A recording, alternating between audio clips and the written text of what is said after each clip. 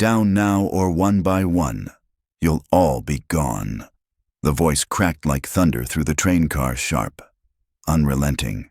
Screams followed. Coffee cups exploded on the floor. Briefcases flew. A stroller tipped sideways. Dozens of passengers on the Red Line Express dropped between seats. Hands over heads. Faces twisted in panic. All except one. Seat 6D. A woman in a gray blazer. Pale blonde hair tucked neatly behind one ear. Calm blue eyes fixed on nothing in particular. She didn't flinch. Her blazer was tailored but practical, fitting an athletic frame like it was made for motion. One leg crossed over the other, in one hand. A paper cup still sealed. If you didn't know better, you'd think she was just waiting for the next stop. Her name was Cassandra Drake, but no one on that train knew it. Not yet. At 39, she carried a presence that didn't need volume. The kind of beauty that turned heads but froze words. Her movements were deliberate. Her stillness even more so. 3 men in black tactical gear had boarded the Red Line just after it pulled out of Jefferson Station, less than 30 seconds ago. They were armed. The real kind. No bluffs, no noise for show. Their entry had been clean, coordinated, rehearsed. This wasn't a robbery. It was an operation. The lead one, tall, lean, unreadable behind the slits of a ski mask, swept the cabin with his weapon like a shepherd scanning livestock. I said, "Get down." He barked again, more rage now, less patience. Everyone obeyed. Everyone but her. His eyes locked on the only figure still upright. A businessman pressed his cheek to the filthy vinyl floor. A mother sobbed into her toddler's shoulder. A college student trembled behind a backpack. But Cassandra Drake stayed seated, elbow on the armrest, fingers resting lightly on her purse, not a tremor in her hand. "You deaf lady," the man snapped, stepping closer. The barrel of his rifle hovered at her chest. Cass tilted her head. Just slightly, like she was inspecting a misfiring piece of machinery, when she spoke. Her voice was soft honey southern by birth, steel by training. "I heard you just fine, sweetheart." He froze. It was the first time since they boarded that anyone had spoken back. The other 2 men flanked her, exchanging wary glances. "You think this is a joke?" The leader growled. The muzzle crept closer, just centimeters from her collarbone. "You think I won't pull this trigger?" Cass offered the faintest smile. "Oh, I'm sure you would. The question is whether you'll get the chance." On the floor, people were praying, crying, too terrified to move except now. They were listening. Who was she? Was she reckless, delusional? Why wasn't she afraid? Here's what they didn't know. Cassandra Drake wasn't just another commuter. She was there on assignment. 3 days ago, she'd been briefed on chatter surrounding a possible threat to Capital City's transit network. No backup, no extraction, no certainty. She volunteered anyway. Her blue eyes changed. What was once calm became glacial, calculated, lethal. Cass's voice barely rose above a whisper. 3 things you should know." The man blinked, startled. "First, you're standing too close." He tensed. "Second," she glanced at his weapon, then back at his masked face, "your safety's still on." He looked down, confused. Third, Cass's smile vanished. "You just made this personal." What followed took less than 3 seconds. Cass's right hand shot up, clamping his wrist, a twist precise, brutal. A sickening crack echoed through the car. The man screamed, his weapon falling uselessly to the floor. At the same moment, Cass drove her knee upward straight to his core. Air whooshed from his lungs in a broken wheeze. He folded like paper. Cass stood fluid, upright, commanding, nearly 6 feet in her modest heels, a predator, uncaged. At the front of the car, the second assailant spun around. Weapon raised. Too late. Cass grabbed the wounded one by the vest, yanked him upright and spun him into the incoming fire. Gunshots cracked, screams returned. Passengers ducked even lower, the air filled with gunpowder and pulse-pounding tension. "Stop shooting, you idiot," the injured man gasped. "You'll hit." He didn't finish. Cass used his body as a springboard, launching forward in a physics-defying twist. She spun mid-air and drove her heel into the second attacker's throat. Precise. Final. He slammed into the subway door. His weapon skidded across the floor, at the rear. The third man froze, realization dawning too late. This wasn't luck. This wasn't chaos. This woman was trained, and she wasn't done. "Who the hell are you?" he shouted, voice cracking. His finger hovered over the trigger. Cass didn't answer. She straightened her blazer, brushed a strand of blonde hair from her face, and turned. For the first time since the incident began, she spoke to the people on the floor. "Stay down," she said. "Calm, in control. This'll be over soon." The last attacker began backing toward the emergency brake. His weapon jerked erratically between Cass and the frightened passengers. His mask was soaked. His hands trembled. "I swear I'll do it," he screamed. "I'll take them all with me." Cass exhaled, slow, deliberate. Somehow, the sound was more chilling than any threat. She reached into her purse. "Don't move," he shouted. "Lady, don't you relax," Cass said, drawing something black and sleek from her bag. "I'm just getting my phone." But it wasn't a phone. Not really. The device was matte black. Military issue. No logo. No screen. Cass raised it to her lips, and her voice changed. Command snapped into place like a rifle bolt. Bravo 7 to command. Threat contained. 3 hostiles disarmed. Car 6, Red Line Express, requesting cleanup team. Immediate. The third man's face turned ghostly. "What?" he stammered. "Who are you calling? Who even are you?" Before Cass could answer, a voice crackled loud and clear for all to hear. "Copy that.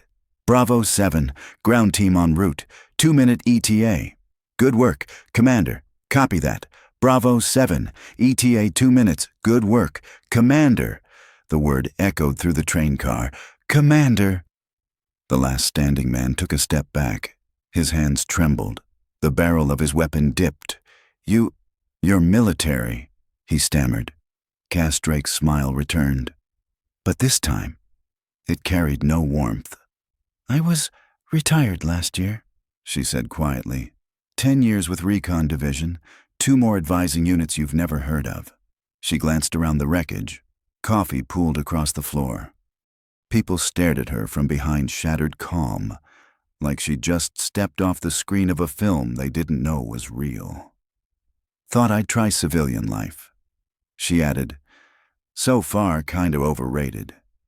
The passengers who'd seen her as just another commuter a few minutes ago were now looking at something else entirely. Not just a survivor, a weapon. The injured man she'd disarmed earlier tried to crawl, one arm hanging uselessly. "This is impossible," he wheezed. "Our intel said this train was all civilians. Soft." Cass didn't argue.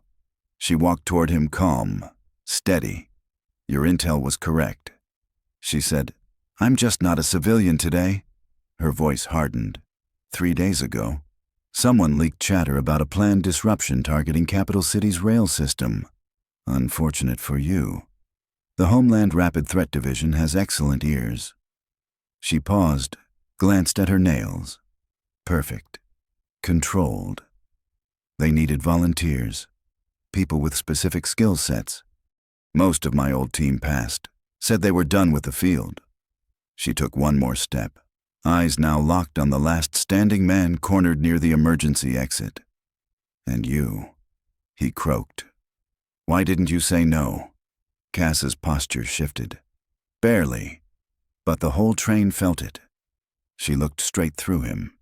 "Because last month," she said softly, "someone linked to your network planted an explosive in an elementary school at Harbor Junction. 49 children hospitalized, 6 in critical condition." Her voice dropped lower, so low it scraped. "One of them is my niece, Hannah. She's 8. She still wakes up screaming." The train fell silent. Even the sobbing stopped. It wasn't just tension now. It was something heavier. Grief turned into blade. So when they asked for volunteers, Cass continued, I didn't sign up. I begged them to let me. The last man's weapon wavered not from calculation, but fear. Look, listen, he said, pressing back into the emergency panel. I've got names, accounts, logs. We can make a deal. Cass stopped. For just a moment. His eyes flickered. Hope, the mistake of weak men. She shook her head. Slow and certain. That's the problem. We already have the names, the burner phones, the fake accounts, the safe houses.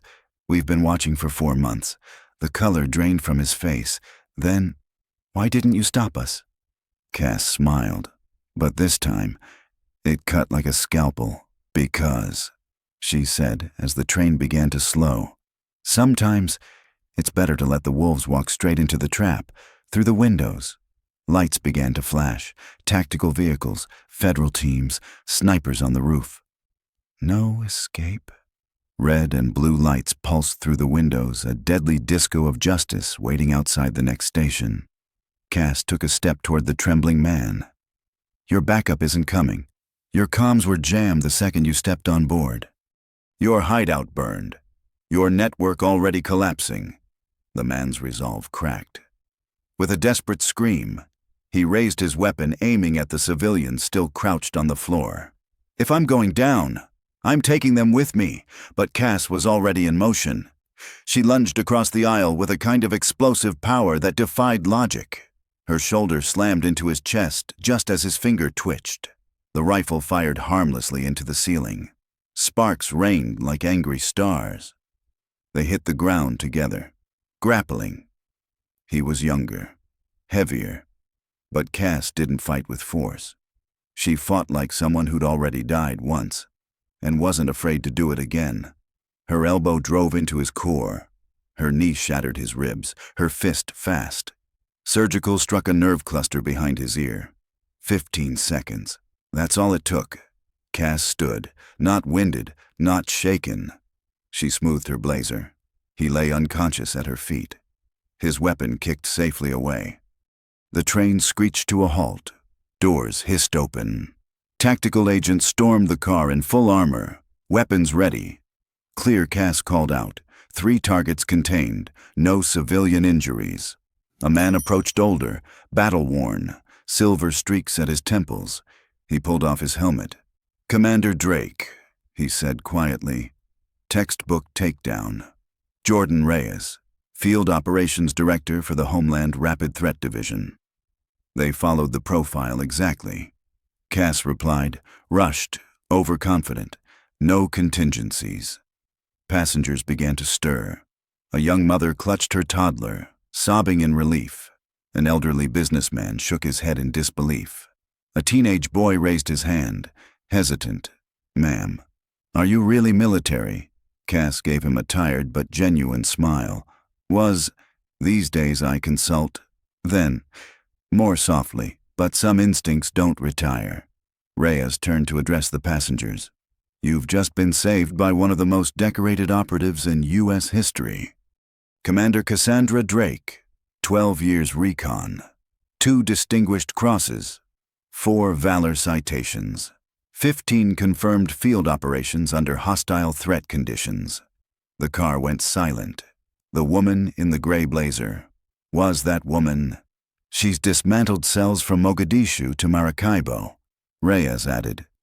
Prevented dozens of mass-scale tragedies, always off the record. Why, the old man finally asked, why were you even here? Was this some kind of setup? Cass and Reyes exchanged a glance. He gave her a nod. 3 weeks ago, Cass began. We picked up signs of a coordinated plan, multiple cities, transit systems. Today was meant to be the opening shot. She looked down at the 3 men on the floor. These just the first note in a much larger symphony. The plan was designed for chaos. She continued. Rush hour, maximum confusion, no warning, no demands. A college student peeked from behind a seat. But how'd you know this train? Reyes answered. We didn't. Drake and 11 other former operatives spent 2 weeks riding buses, subways, ferries, random, rotating. Today she drew the right assignment. Cass raised an eyebrow. I prefer to call it commitment. The young mother stepped forward, tears still clinging to her lashes. I don't even know how to thank you. Cass knelt, brushing a strand of hair from the child's face. You don't have to. This is what we do, what we swore to do. But you're retired, the mother said. Cass's eyes softened. Retirement doesn't mean you stop caring. It just means you choose when and how to serve. Suddenly, Reyes pressed a hand to his earpiece. His expression changed. Cass, we've got a problem. She straightened. Another group? He nodded. One we didn't see coming. Where Cass asked. Already moving. Union Central, Rush Hour Express. Reyes replied grimly. It left 10 minutes ago, 800 passengers on board. Cass froze just for a second. The color drained from her face. Response team ETA 15 minutes. Reyes said. But the train hits its destination in 12. Cass didn't wait. I need a vehicle. Now. Cass Commander, this is insane, Reyes said, grabbing her arm. You're talking about 800 people. Her voice sliced through the chatter like a scalpel. I didn't spend 12 years in recon just to watch people die because we were 5 minutes too slow. She turned to the passengers, still watching her in silent awe. Ladies and gentlemen, please exit the train. Follow the agents. Stay safe. They obeyed, quiet, shaken, reverent. The elderly businessman, the one who'd cowered minutes ago, stepped forward. You're going after that train, aren't you? Cass nodded. Alone. If I have to. He took off his watch, sleek, expensive, and pressed it into her hand. My grandson gave me this GPS built in case you need to be found. She looked down at it, then met the man's worn, grateful eyes. Sir, I can't take this. You already saved my life today. He said, consider it an investment in the ones you're about to. Reyes intercepted her at the platform's edge. Cass, this is reckless. We've got procedures, protocols, checkpoints. She turned to him, slowly, eyes that had seen too much war, too much loss. John, she said, using his first name for the first time in years. Those people don't have time for protocols. An agent handed her a tactical vest and sidearm. She suited up, checked the slide, chambered around. Besides, she added with a half smile, equal parts graceful and lethal. Since when did recon ever care about protocols? As she moved for the stairs, the teenage boy from earlier called out, Will you be okay? Cass paused. She turned to the small crowd people who just watched her disarm 3 trained assailants and still keep her poise. You know what? Kid, I've been pinned down in Kandahar, hunted through Caracas, blown out of a safe house in Mosul. Today feels like a good day to be alive. The young mother stepped forward. How do you do it? She asked softly. How do you stay calm when everything's falling apart? Cass answered honestly. Because someone has to, because there are still people worth protecting. She looked at them, every one of them. You protected each other back there, helped kids, held the line. That's why we do this. That's what makes it worth it. Reyes handed her a comms earpiece. Stay in contact. Air support's up in 7. Copy that, Cass replied. She turned back one last time, looked at the faces she'd never forget, though she'd likely never see them again. Take care of each other. She told them, and remember, heroes aren't the ones who aren't afraid. They're the ones who are, and do the right thing anyway. With that, Cass disappeared up the stairs and into the morning light, racing against time to stop something unthinkable from happening. The passengers watched her go, some in silence, some in tears. They would never see Commander Cassandra Drake again, but they would never forget her.